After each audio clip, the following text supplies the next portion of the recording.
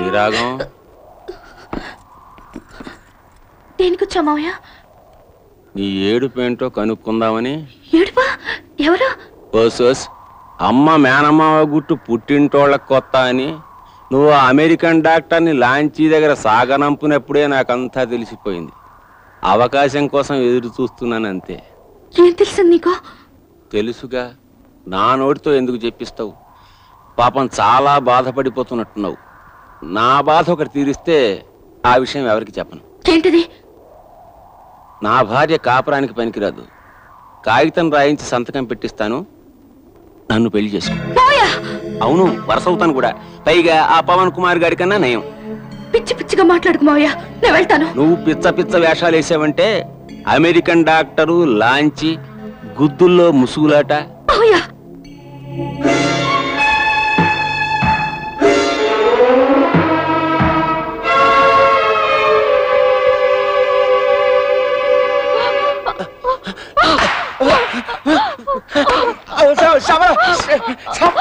సిగ్గులేదు. కూతుర్లాడు దాని మీద దుర్మార్గం తలపెట్టారు. ఎందుకండి మీ బ్రతుకు? మిమ్మల్ని చంపి నేను చస్తే గానీ పేడ విరగడవదు. నేను దాంపత్యాన్ని పనికిరానా? ఎవడన్నాడండి?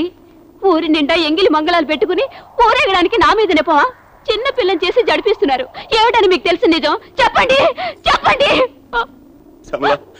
నన్ను చంపకే, నా బుద్ధి కట్టి తిని యథం పని చేశానంతే. అమ్మ సీత, నన్ను క్షమించు. ఈ విషయం మామయ్యకి తెలిస్తే నాకు నిలువ నీడ కూడా ఉండదు. మరి నీకేదో తెలుసన్నా? నాకేమీ తెలియదు.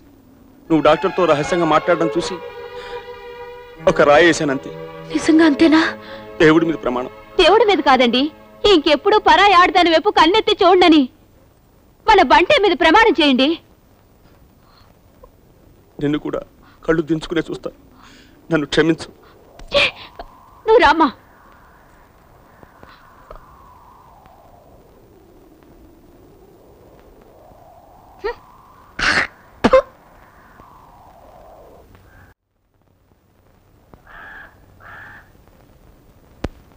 ఎట్లా తాడు పెంచుతున్నారా మొలతాడు పెంచుతున్నారా?